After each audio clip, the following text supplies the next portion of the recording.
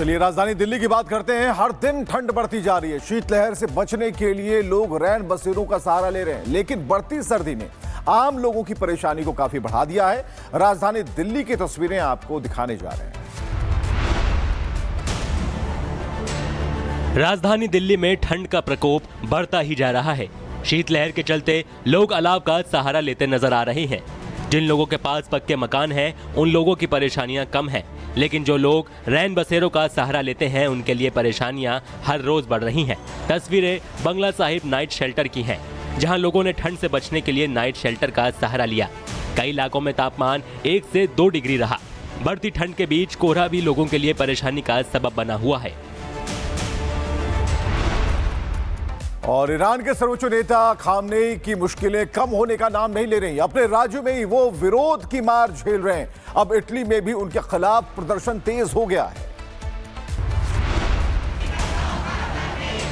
Iran में भड़के जनविद्रोह के खिलाफ इटली के मिलान शहर में सैकड़ों प्रदर्शनकारियों ने सड़कों पर उतरकर ईरान की आजादी की मांग की। प्रदर्शनकारियों ने ईरान के पूर्व शाही ध्वज लायन एंड सन को लहराया, जिसे 1979 की इस्लामिक क्रांति के बाद बदल दिया गया था। प्रदर्शन के दौरान लोग ईरान के सर्वोच्च नेता खामनेई के खिलाफ नारेबाजी करते दिखे और अमेरिका के राष्ट्रपति डोनाल्ड ट्रंप से ईरानी शासन के खिलाफ कड़ा कदम उठाने की अपील की। इस दौरान कुछ प्रदर्शनकारियों ने ईरान के मौजूदा झंडे के बीच बने इस्लामिक गणराज्य के प्रतीक को काटकर अलग कर दिया।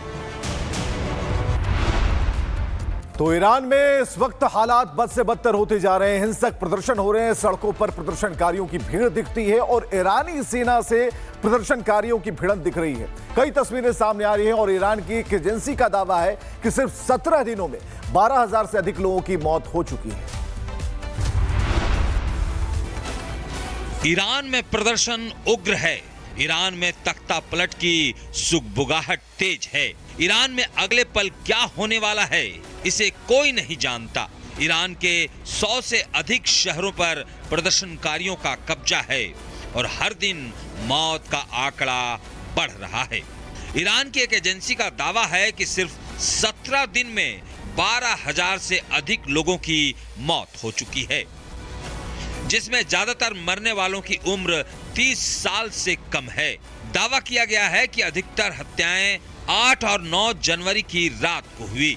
वहीं अमेरिका के सीनेटर ने सोशल मीडिया पर एक वीडियो पोस्ट किया है और लिखा है कि ईरान के लोग कट्टरपंथी सरकार के आगे अपनी जान गंवा रहे हैं। वहीं अब हिंसा के बाद की तस्वीरें सामने आने लगी है। तबाही के मंजर सामने आ रहे हैं। हिंसा में सब कुछ राख हो चुका है। अब बस आगजनी वाले इलाके में धुआं उठता दिखाई दे रहा है। बताया जा रहा है कि इस इलाके में हुई हिंसा में 1847 प्रदर्शनकारी मारे गए, जबकि 135 अफसरों को जान गंवानी पड़ी। मतलब ईरान दोहरी मार झेल रहा है। एक तरफ प्रदर्शनकारी कई शहरों पर कब्जा कर चुके हैं, वहीं अमेरिका बार बार ईरान को हमले की धमकी दे रहा है। ऐसे में साफ है कि ईरान में जल्द कुछ बड़ा होने वाला है। तो ईरान जल रहा है, धधक रहा है और अमेरिका हिंसा बढ़ाने में जुटा है। हिंसा के बीच ट्रंप ने कुछ ऐसा कहा कि जिससे ईरान में हिंसा की आग और बढ़ सकती है। ऐसा लग रहा है कि अमेरिका कभी भी ईरान पर हमला बोल सकता है। ईरान और अमेरिका के बीच तकरार बढ़ती जा रही है। प्रदर्शनकारियों पर खामनेई सरकार की सख्ती से अमेरिका तिलमिला उठा है और अब ट्रंप प्रदर्शनकारियों को उकसाने में जुट गए हैं। ट्रंप ईरान के संस्थाओं पर कब्जा करने की बात कर रहे हैं। ऐसे में सवाल यह है कि क्या अमेरिका ईरान पर हमला करने जा रहा है? वैसे ट्रंप पहले भी ईरान को चेतावनी दे चुके हैं कि अगर प्रदर्शनकारियों पर हमला बंद नहीं हुआ तो उसे इसकी कीमत चुकानी पड़ेगी। अमेरिकी हमले को देखते हुए ईरान ने S-400 को तैनात कर दिया है। एक तरफ ट्रंप प्रदर्शनकारियों को हवा देने में लगे हैं, वहीं ईरान प्रदर्शनकारियों को हमलावर मान रही है। इतना ही नहीं, खामनेई सरकार ने पश्चिमी देशों पर दखल देने का आरोप भी लगाया है। ईरान ने एक वीडियो जारी कर ब्रिटेन, जर्मनी, इटली और फ्रांस के राजदूतों को बुलाकर दावा किया है कि प्रोटेस्ट के नाम पर कुछ समूहों ने जानबूझकर हिंसा की। मतलब साफ है कि ईरान अमेरिका में ठन चुकी है। वहीं ट्रंप ईरान को लेकर फाइनल फैसला ले चुके हैं, लेकिन ट्रंप करेंगे क्या, ये सवाल अब भी बरकरार है। जम्मू कश्मीर के राजौरी सेक्टर में एलओसी पर एक बार फिर से ड्रोन गतिविधि सामने आई है। हालांकि सेना ने ड्रोन को मार गिराया। वहीं सेना प्रमुख जनरल उपेंद्र द्विवेदी ने पाकिस्तान को सख्त चेतावनी दे डाली। पाकिस्तान फिर आग से खेल रहा है। मुल्ला मुनीर के गुर्गे भारतीय सेना को उकसाने में लगे हैं। पाकिस्तान शायद फिर से अपने एयरबेस को तबाह होता देखना चाहता है। यही वजह कि पाकिस्तान अपनी नापाक हरकतों से बाज नहीं आ रहा। एक बार फिर से राजौरी सेक्टर के केरी इलाके में नियंत्रण रेखा के पास पाकिस्तानी ड्रोन देखा गया, जिसे सेना ने गोलीबारी कर मार गिराया। ड्रोन की बरामदगी के बाद पूरे इलाके में सुरक्षा बलों को अलर्ट कर दिया गया है। वहीं सेना और सुरक्षा एजेंसियां हालात पर नजर बनाई हुई हैं और पूरे सेक्टर में निगरानी बढ़ा दी गई। पिछले 48 घंटों में ये दूसरी बार है जब राजौरी सेक्टर में पाकिस्तान ड्रोन मंडराते हुए देखे गए। ऐसा तब है जब ऑपरेशन सिंदूर ऑन है। ऐसे में इस बार अगर पाकिस्तान ने भारत को आंख दिखाई तो दुनिया के नक्शे से आतंकिस्तान का नामो निशान मिट जाएगा। पाकिस्तान जानता है कि इस बार भारत से उलझे तो लेने के देने पड़ जाएंगे, लेकिन पाकिस्तान आदत से मजबूर है। यही वजह कि पाकिस्तान कभी ड्रोन भेजकर तो कभी घुसपैठ कराने की कोशिश करता रहता है, लेकिन सीमा पर देश के जवान मुस्तैद हैं और पाकिस्तान की हरकतों का जवाब देने के लिए तैयार हैं।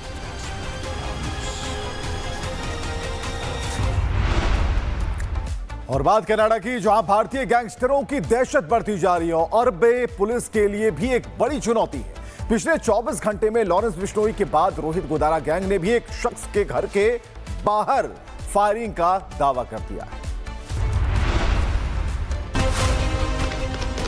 कनाडा में ठिकाना बनाकर रह रहे भारत के गैंगस्टर लगातार दहशत फैला रहे हैं। पिछले 24 घंटों में लॉरेंस बिश्नोई के बाद रोहित गोदारा ने फायरिंग का दावा किया। गैंग ने डेविड नाम के शख्स के घर के बाहर फायरिंग का दावा किया है। इसे लेकर रोहित गोदारा गैंग के महेंद्र डेलाना का सोशल मीडिया प्लेटफॉर्म पर एक पोस्ट भी सामने आया। उसने फायरिंग का वीडियो भी जारी किया। इससे पहले गैंगस्टर वीरेंद्र चारण और महेंद्र डेलाना ने ऑस्ट्रेलिया में बोगी रोनी के घर पर हुई फायरिंग की जिम्मेदारी ली थी। डेलाना ने सोशल मीडिया पर एक पोस्ट शेयर किया था। इसमें उसने फोन का जवाब ना देने पर रोनी के घर फायरिंग करवाने का दावा किया था। साथ ही कहा था कि बोगी रोनी पुलिस प्रशासन के साथ मिलकर बड़ी बुकी की मदद करता है। उसने कहा था, समय रहते सुधर जाओ वरना एक को भी नहीं छोड़ेंगे। किसी भी देश में छिप जाओ, हम ढूंढ कर मार देंगे। हमारे लिए कोई भी कंट्री में मारना मुश्किल नहीं है। जितने को भी फोन कर रखे हैं जवाब दे देना, वरना अब दोबारा कॉल नहीं आएगा बल्कि सीधी गोली आएगी। हमारे दुश्मन तैयार रहें, जल्द मुलाकात होगी। गैंगस्टर वीरेंद्र चारण और महेंद्र डेलाना ने ऑस्ट्रेलिया में बोगी रोनी के घर पर हुई फायरिंग की जिम्मेदारी ली है। सोशल मीडिया पर बताया कि रोनी ने फोन का जवाब नहीं दिया, जिस कारण उसे निशाना बनाया गया। उसने बोगी रोनी पर पुलिस प्रशासन के साथ मिलकर बड़ी बुकी की मदद करने और पाकिस्तान को फंडिंग का भी आरोप लगाया। अब ऐसे में पुलिस इनसे कैसे निपटेगी, ये देखने वाली बात होगी।